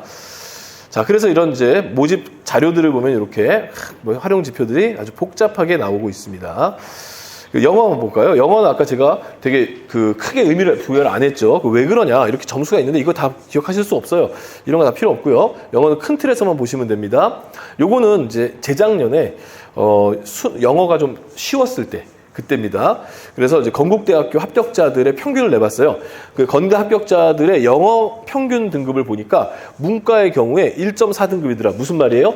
건대 합격자 10명을 조사해 보니 그 중에 6명은 1등급, 4명은 2등급이더라. 이런 뜻이에요. 자, 연세대는 그 조사해 보니까 10명 중에 9명이 1등급, 1명이 2등급이더라. 연대는 영어의 영향력이 크구나. 알 수가 있는 거죠. 자, 성신여대 한번 볼까요? 성신여대 2.7, 2.8 무슨 말이에요? 대부분 3등급이고 한두 명이 2등급이구나예요. 2.7등급이라고 해서 모두 2등급이라는 뜻이 아니라 대부분은 3등급이었던 거예요. 그래서 서울의 중상위권 그룹의 대학을 진학하는 데 필요한 영어 등급은 3등급이면 충분하다예요. 2등급이면 좀 잘했다예요. 1등급은 보기 힘들어요. 왜냐하면 수능 최장력 기준을 높은 대학들 있잖아요. 막 4개합 5, 4개합 6 이런 대학들, 그런 대학들 쓰는 애들은 다 영어 1등급이 나와야 그 최저가 맞춰지거든요. 그래서 고작 6%가 1등급인데 그 중에 상당수는 수시에서 붙었고 또 정시로 남아있는 애들 중에 상당수는 의대 쪽을 가기 때문에 남아있는 애들이 별로 없어요. 그래서 서울에 있는 웬만한 대학들은 2등급, 3등급입니다. 그럼 중앙대 한번 볼까요? 이때 쉬웠습니다. 이때 수능 엄청 쉬웠는데도 중앙대학교 합격자의 영어 성적은 1.9. 무슨 말이에요? 대부분 2등급이고 한두 명이 1등급이다. 이런 뜻이죠. 한양대도 마찬가지고. 그래서 영어 2, 3등급 안에서는 크게 문제될 거 없다. 그러나 4등급은 고민이 커집니다. 4등급은 감점의 폭이 상당히 큰 대학이 많습니다. 자, 교차 지원 올해 이제 어떻게 되느냐? 교차 지원, 이건 작년, 재작년이거든요. 요 파란색이 이과 애들이고, 여기 위로 올라갈수록 숫자가 많은 거예요. 지금 무슨 말이냐면, 요 점수대에 이과 애들이 이만큼 있고, 이렇게 많고, 문과 애들은 요만큼밖에 없다. 이런 뜻이에요. 자, 작년에도 그랬습니다. 그래서 요 구간에서 지금 문과 애들이 없으니까 얘네들이 이제 경쟁률 보고 이과 애들이 문과 대학으로 교차해서 지원한 그룹이죠. 올해는 어떨까요? 올해는 더 심해졌습니다. 올해는 더 심해져서 서울대는 아마 교차 올해 어렵습니다. 사탐급 표준 점수 때문에. 근데 서울대를 제외한 나머지 대학들은 다 교차가 대세를 이룰 거라고 봐요. 여기 연두색 구간이 그 서성안까지의 구간이고요. 그 다음에 여기 파란색 구간이 이제 건동홍 정도까지의 구간이고, 요 밑에 구간이 이제 국숭세까지의 구간이거든요. 그래서 서울의 주요 대학 구간들에서 확실히 미적분을 본 학생들이 확률과 통계와 사탐 본 학생들보다 높은 점수들이 고득점이 많다. 반면에 이제 이쪽 하위권으로 가면은 얘네들이 대세를 이루고 있는 거죠. 그러니까 지금 그 고등학교 가면은 문과반 선생님들 너무 힘들어하세요. 예. 그 애들이 막 말귀를 못 알아듣는 정도의 그 정도가 너무 심해져가지고 지금 학교들이 위기입니다. 이런 것들. 자, 그 다음에 이제 나는 탐구 하나만 잘 봤습니다. 어떡하죠? 이럴 수 있잖아요. 국영수는 그냥 괜찮은데 탐구 하나를 엄청 망쳤어요. 이렇게 생각하는 경우가 있는데 그럴 때는 몇 개 없습니다. 탐구 한 과목부는 최고 높은 대학은 조선대 의대고요. 그리고 그 다음이 성균관대 다군이고요. 그리고 이제 쭉 내려와서 여기입니다. 가천대, 가톨릭대, 강남대, 경기대 탐구 한 과목씩 반영하고 있고요. 경기대 수원, 덕성여대, 동덕여대, 그다음에 지금 명지대, 상명대까지가 탐구 한 과목 반영입니다. 탐구 한 과목 반영하는 대학들은 이들 대학을 제외한 나머지 대학들은 다 탐구 한 과목 반영한다고 보시면 돼요. 여기보다 낮은 대학들은. 그래서 여기 메이저급 대학 중에서는 여기 서울에 있는 이 대학들이 한 과목씩 반영한다. 이렇게 생각하시면 되겠고요. 자, 근데 국어를 못 본 친구들 있을 거 아니에요. 국어가 4등급, 5등급이다. 근데 나머지 수학하고 영어하고 탐구는 나름 괜찮다. 이런 친구도 있을 거 아니에요. 그럼 국어를 반영하지 않는 대학이 있어요. 서울에는 많지 않습니다. 서울여대가 국어, 수학, 영어, 탐구 중에 3개 택이기 때문에 국어를 빼고 평가를 받을 수가 있어요. 자, 그리고 그 외에는 이제 성공회대, 총신대, 성서대 이런 말이죠. 이건 뭐 거의 목사님 되셔야 되겠죠. 국어를 못하면 목사님이 된다. 이렇게 보시면 됩니다. 자, 경기권 대학들은 대부분 국어 하나 정도 버리는 그 정도 수준이 되겠습니다. 자, 수학 반영하지 않는 대학 역시 서울여대밖에 서울권에서 메이저급 대학은 없고요. 자, 나머지 대학들 다 역시 목사님, 역시 수학을 못하면 목사님이 되는 겁니다. 자, 그 다음에 이제 탐구를 반영하지 않는 대학. 탐구를 반영하지 않는 대학은 역시 서울여대만 요 조건 때문에 없고요. 나머지 아까 봤던 신학대학이 없죠. 목사님이 되려면 탐구를 잘해야 됩니다. 자, 나머지는 이제 그 경기권 대학인데 여기 대진대랑 신한대 한번 볼까요? 대진대학교를 보시면 국어, 수학, 영어 중에 하나를 택하는 거 뭐 인정할 수 있습니다. 그런데 여기 보세요. 탐구와 한국사 중에 하나를 택할 수 있어요. 대진대학은. 그래서 영어 한 3등급 나오고 그다음에 탐구 1등급 나왔다. 대진대학에서는 거의 뭐 장학생 수준으로 들어갈 수 있는 그런 학생입니다. 자, 신한대학교도 이쪽 의정부 캠퍼스가 정말 좋죠. 거기가 이제 보건계 쪽도 있고. 자, 보면은 국어, 수학 중에 하나 택이에요. 이건 좀 부담스럽습니다만 뒤에 보시면 영어 대신에 한국사로 평가를 해준답니다. 그래서 한국사 1등급 나온 친구들은 신한대에서 합격률이 굉장히 올라갈 수 있다라는 얘기고요. 그 밖에 이렇게 2과목 정도만 반영하는 대학들도 있어요. 을지대, 성남 캠퍼스처럼. 이런 이제 보시고 생각을 해보시기 바라겠습니다. 자, 제2외국어나 한국사 반영하는 대학이 있느냐? 서울대는 의무입니다. 서울대 문과는 의무적으로 하고 뭐 약간씩 감점 정도만 반영을 하고요. 탐구 대체하는 대학은 부산외대, 청운대, 한국교원대, 도거교육, 불어교육, 중국어 교육에서 독어 선택자, 불어 선택자, 중국어 선택자들만 이렇게 해주게 됩니다. 자, 한국사를 탐구 대체해주는 대학 대진대, 신한대, 아신대 요 3개 정도 대학이 서울 수도권에서는 서울 한영대도 있네요. 요 서울 수도권에서 있는데 그렇게 막 메이저급 대학들은 아니에요. 네, 넘어가도록 하겠습니다. 군별 전략 세우기 이제 다군이 어렵다는 뜻입니다. 왜냐하면 나군에서 서울대 쓴 이 1177명이 다군의 고려대 36명으로 들어가려고 하니까 굉장히 어려운 이런 상황이라는 거죠. 이렇게 지금 그냥 쭉 이런 식으로 내가 어디 쪽을 써야 더 안전하게 가느냐 이렇게 그냥 표시만 한 거니까요. 참고만 하시면 되겠습니다. 자, 이제 정시 한번 보도록 하겠습니다. 자, 정시를 하려면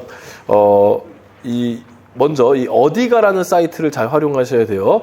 자, 어디가라는 사이트 그냥 어디가 치시면 됩니다. 검색창에 어디가 치시면 한국대학교육협의회에서 운영하는 이 어디가라는 사이트가 이렇게 나옵니다. 여기서 여기 대학 정보라고 있죠. 대학 정보. 이 대학 정보를 클릭하시는 겁니다. 대학 정보 클릭하시면 이제 대학과 학과 정보들이 쭉 나오는데 검색할 수 있는데 이제 여기서부터 중요합니다. 자, 대학교 홈페이지까지는 들어가요. 각 대학의 홈페이지는 아니죠. 각 대학의 페이지까지는 들어가요. 그러면 이제 가천대학을 예를 들어 들어갔습니다. 메인으로 들어왔어요. 자, 중요한 게 뭐죠? 결국 입시 결과죠. 전년도에 어떤 애들이 들어갔는가. 중위권 대학들은 전년도 결과가 너무 중요합니다. 왜냐하면 중위권 대학에서는 갑작스럽게 엄청나게 높게 커트라인이 형성되지는 않아요. 왜냐하면은 자기들 점수를 보고 그 점수에 맞춰서 비슷하게 가려는 경향들이 강하지. 뭐 가천대학 요즘 많이 좋아졌다며 하면서 수능 만점자가 가천대학을 확 쓰거나 이러진 않아요. 그래서 비슷하게 갑니다. 자, 그러면 여기 보면 어느 것을 봐야만 도대체 이 학교의 점수를 볼 수 있느냐? 자, 보시면 여기 전형평가 기준입니다. 전형평가 기준. 전형평가 기준으로 클릭을 하시면 요 화면으로 뜨게 됩니다.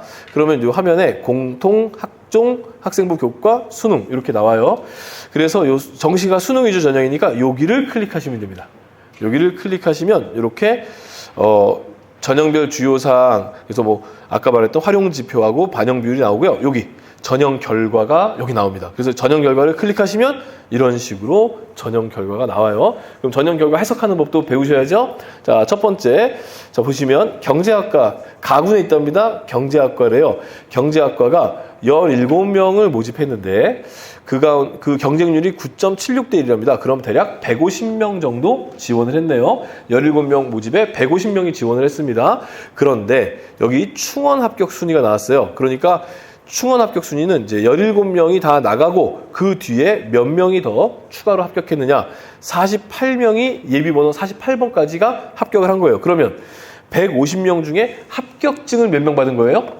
65명이 합격증을 받은 거예요. 그러니까 실질 경쟁률은 3대 1인 거죠. 예, 3대 1 정도가 되는 거예요. 그래서 그렇게 받았고 그 다음에 65명 중에 한 50등으로 붙었던 애, 50등에서 한 55등으로 붙었던 애는 점수가 몇 점이었을까 궁금하잖아요. 그 점수가 바로 여기 70% 컷입니다. 그래서 합격한 학생 중에 65명의 합격증을 받은 친구들 중에 한 50번대쯤 되는 애가 몇 점을 받았나 보니까 82.15를 받았대요. 그러면 내가 올해 이 점수 정도를 받게 되면 사실은 올해도 여기에 붙을 가능성이 매우 높은 겁니다. 이게 그래서 극단적으로 올라가진 않습니다. 물론 뭐 몇 퍼센트 더 올라가거나 이게 경쟁률이 갑자기 한 30대 이렇게 되면은 좀 얘기는 좀 달라지겠죠. 하지만 전년도와 비슷한 경쟁률을 보일 때 이 점수는 크게 올라가지 않고요. 반대로 경쟁률이 갑자기 3대 1이 됐다. 진짜 찐 3대 1이 됐다. 그러면 펑크 나는 겁니다. 예, 이 대학의 경향성들은 대체로 그 3분의 1은 빠져나가고 3분의 1은 최초합에서 1차 추합에서 빠져나가고 그다음에 3분의 2는 두 번째 추합에서 빠져나가고 나머지 3분의 1에서 데리고 오는 이런 숫자이기 때문에 이런 정도의 상황이기 때문에 그러니까 3차 정도에서 채워지는 이런 추합의 경우에 만약에 이런 학과가 3대 1이 되면은 다 빠져나가는 겁니다.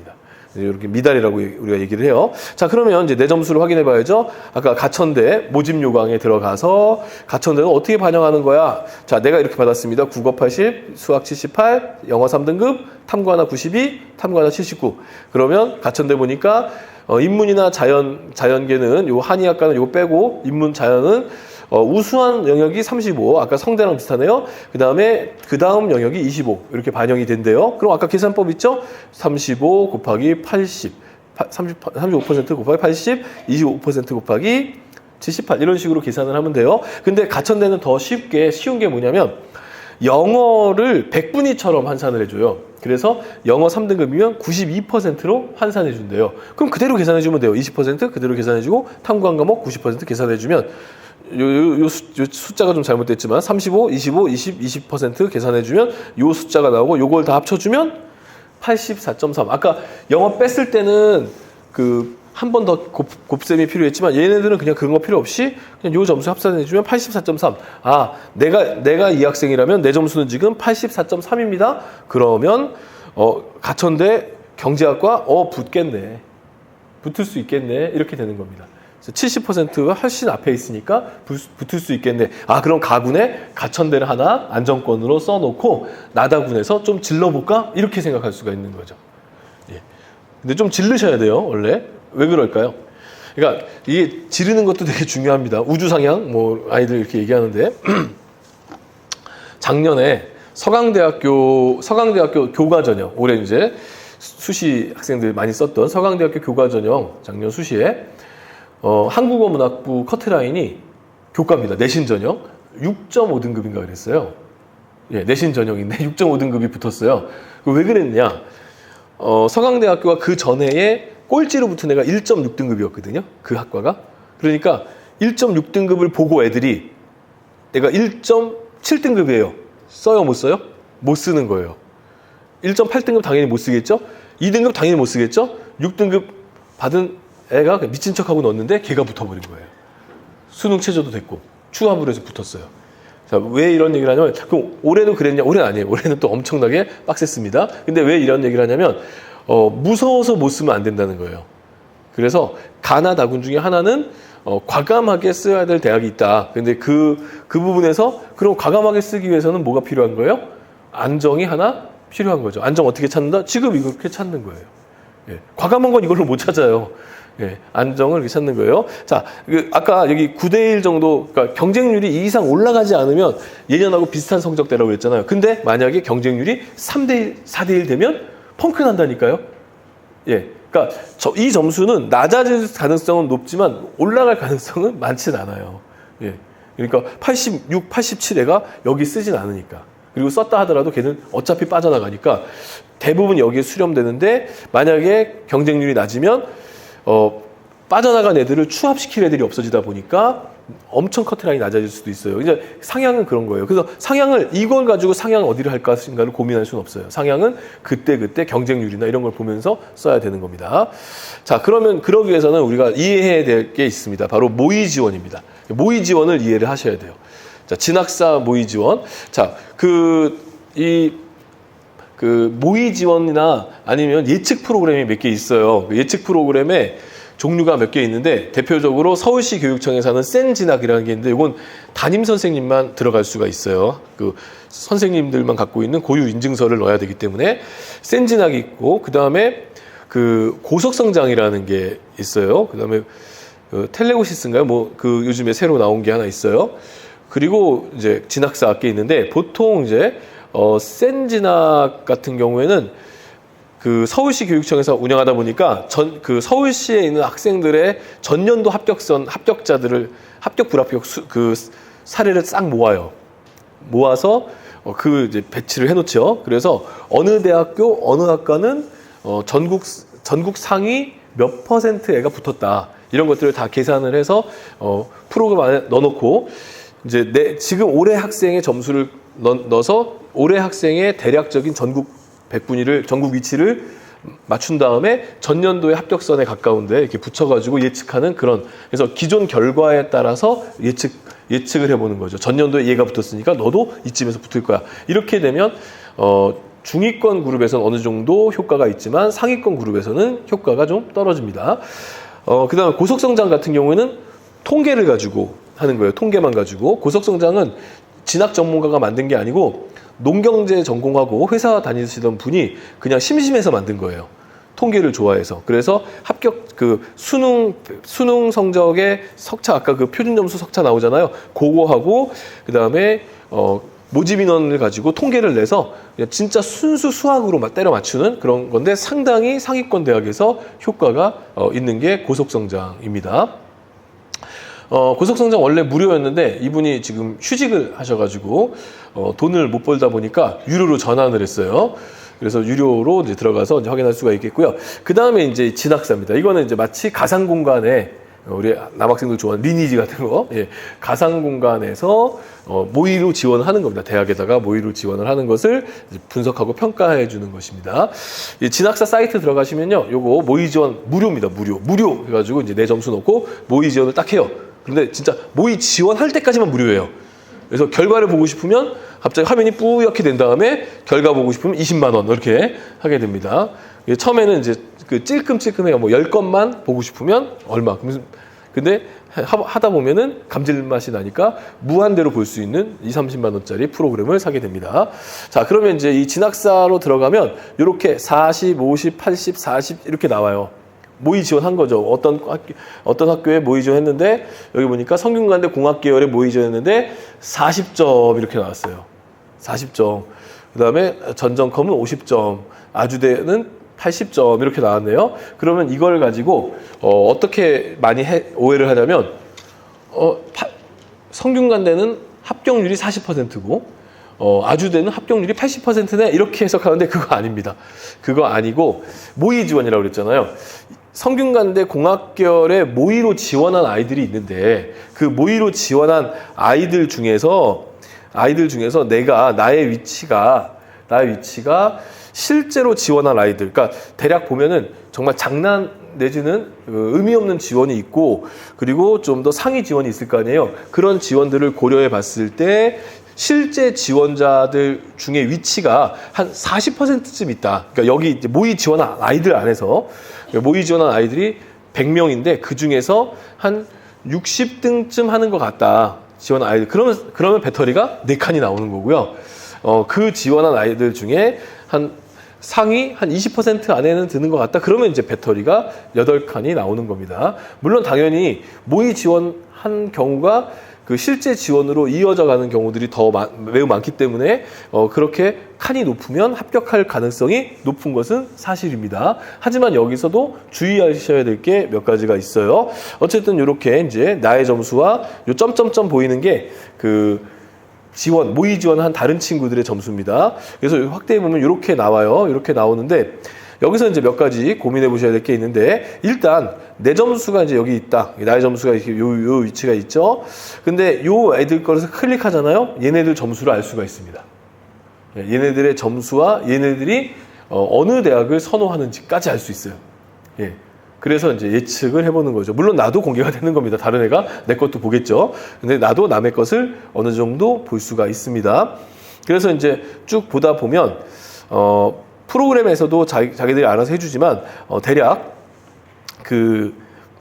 내가 스스로 판단해 볼 수 있는 것도 있어요. 예를 들어서 이 학과는 어떤지 모르겠지만 모집 인원이 뭐 이만큼 됐나 봐요. 모집 인원이. 그러니까 여기까지가 이 정도가 모집 인원이었겠죠. 모집 인원에 해당되는 숫자가 여기까지다. 얘까지다. 그래서 여기가 커트라인이 최초 컷이 여기서 형성될 것이다. 이게 이제 첫 번째 나온 거고요. 그다음에 두 번째는 얘네들은 여기에 이 대학을 쓰기에는 너무 아깝다. 그럼 얘네들은 어디론가 빠져나갈 것이다. 그럼 얘들이 빠져나가면 그리고 얘네들이 또 자기들이 어디 지원하고 싶습니까라는 그러니까 이거를 모의 지원할 때 입력해야 되는 정보가 있는데 그 정보 중에 자기가 선호하는 대학이 어딥니까? 이게 있어요. 그럼 1, 2, 3순위가 있어요. 그러면은 프로그램이 읽어내는 거죠. 얘는 예를 들어서 얘는 연대를 선호한다.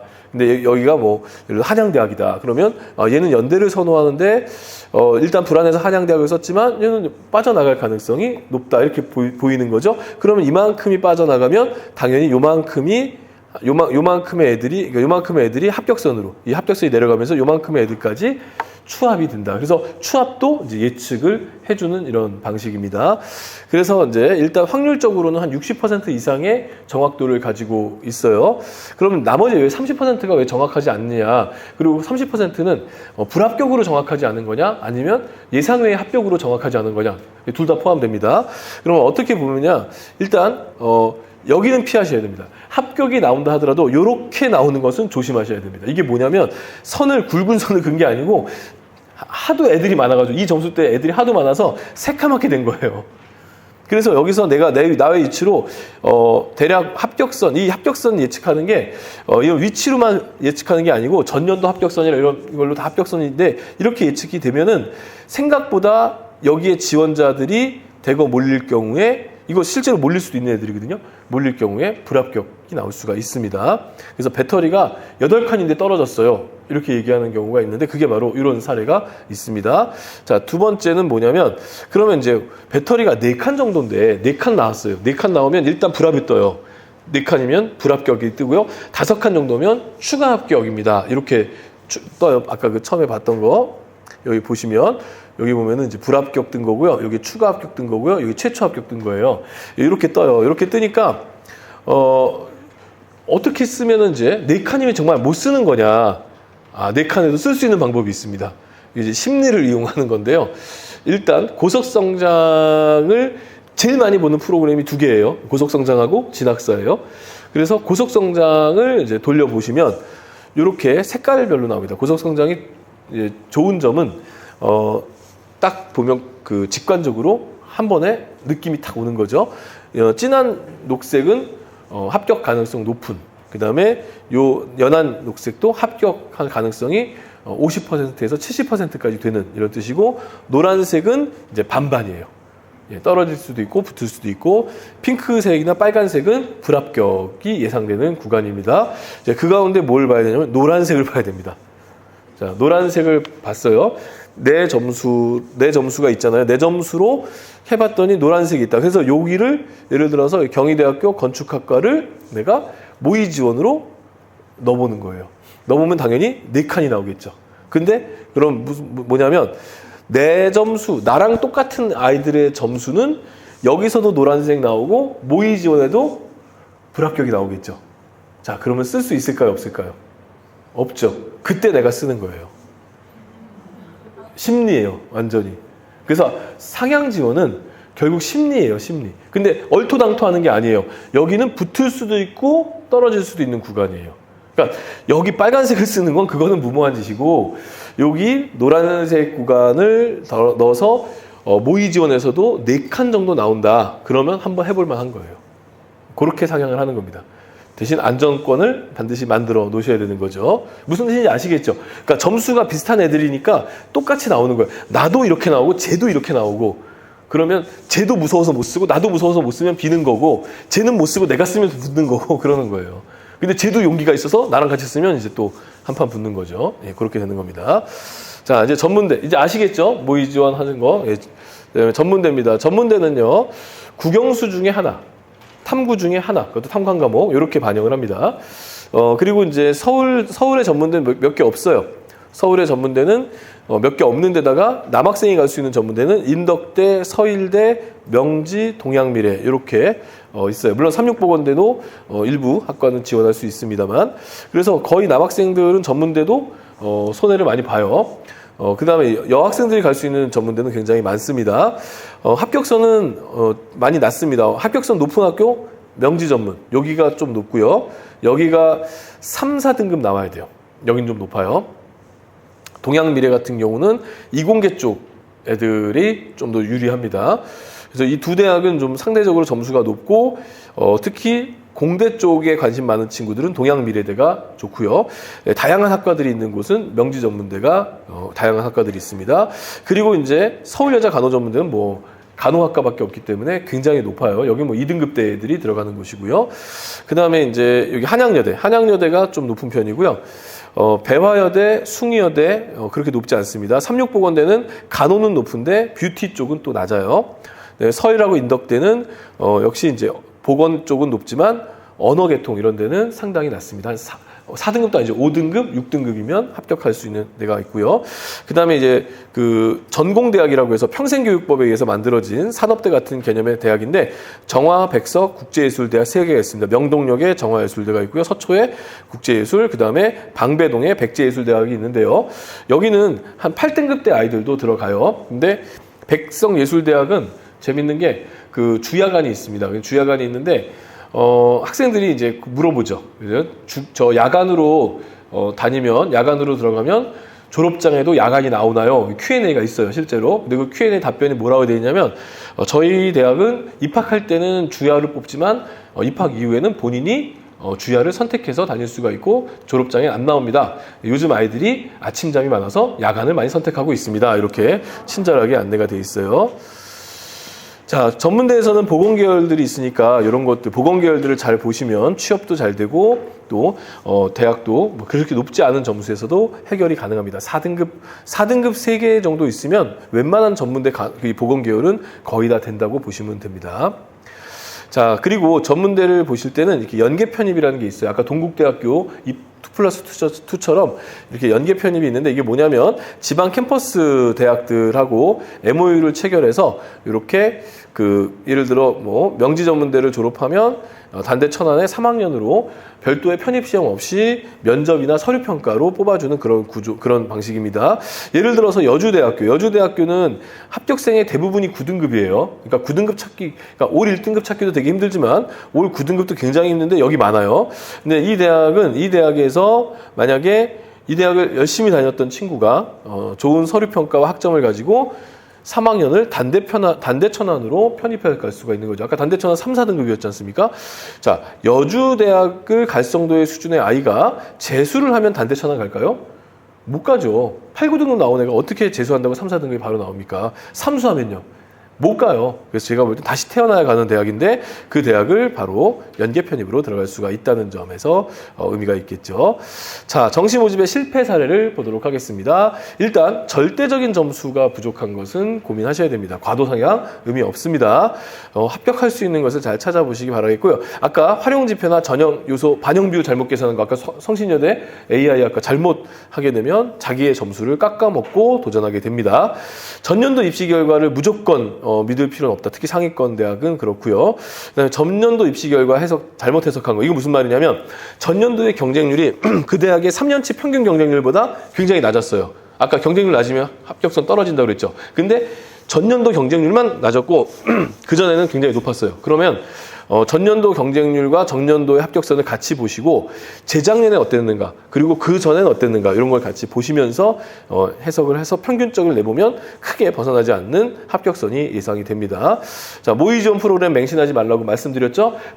80이라도 떨어질 수 있고 40도 붙을 수가 있는 겁니다.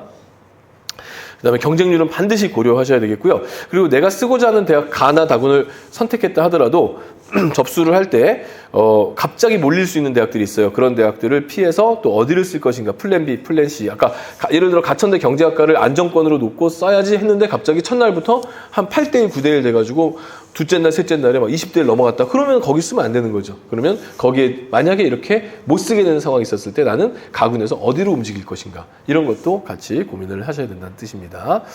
자, 이제 정리를 좀 해보도록 하겠습니다. 일단 다양한 조합에 대해서 이해하셨죠? 예.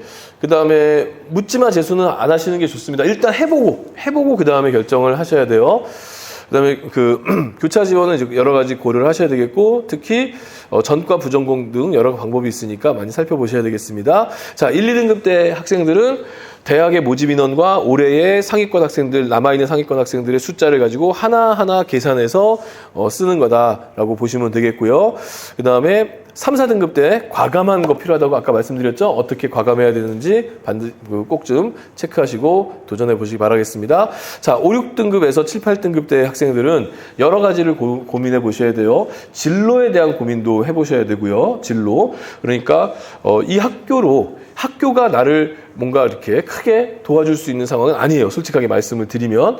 그랬을 때 내가 이 대학을 다니면서 편입이나 이런 걸 통해서 업그레이드 해볼 것인가, 아니면 이 학과가 좋으니까 이 학과를 이용해서 취업을 먼저 해서 다른 친구들보다 사회에서 빨리 자리를 잡을 것인가, 이제 이런 것들에 대한 고민이 있어야 되겠죠. 저는 이제 영훈고등학교를 나왔다고 말씀을 드렸습니다. 제 고등학교 동창 중에는 지금 그 서연고 나온 친구들이 공교롭게도 각각 서울대 나온 친구들은 피자집 하고 있고요. 예, 고대 나온 친구는 막 학고방 같은 조그만 호프집 하고 하나 있는데 맨날 어려워서 난리예요. 연대 나온 친구는 지금 푸드트럭으로 떡갈비 팔고 다니는 친구도 있고요. 반면에 고등학교 떨어져가지고 재수해서 올라온 친구는 몇백억대 자산가가 돼가지고 연락을 해보면 필리핀에서 골프 치고 있다고 하고 있고요. 또 지방대학 나온 친구는 지금 우리나라의 유명한 독일 자동차 회사의 지금 부사장으로 승진한 친구도 있습니다. 그러니까 인생은 길고 또 그 안에서 어떤 일들이 벌어질지 변수들은 너무나 많습니다. 그리고 지금의 모습이 전부는 아닌 거고요. 서울대학을 나오고 구수해서 검사가 됐을 때 오늘의 상황이 있을 거라고 생각을 안 하셨겠죠. 그러니까 어떻게 될지 모르는 겁니다. 인생이라는 거. 그래서 이런 거 여기 성적에 너무 좌우하지 마시고 이거 아주 인생의 일부라는 생각으로 생각하시면서 나머지 부분에서 어떻게 전략적으로 인생을 고민해 볼 것인가를 생각하면서 마무리 잘 짓기 바라면서 제 강의는 여기서 마치도록 하겠습니다. 감사합니다.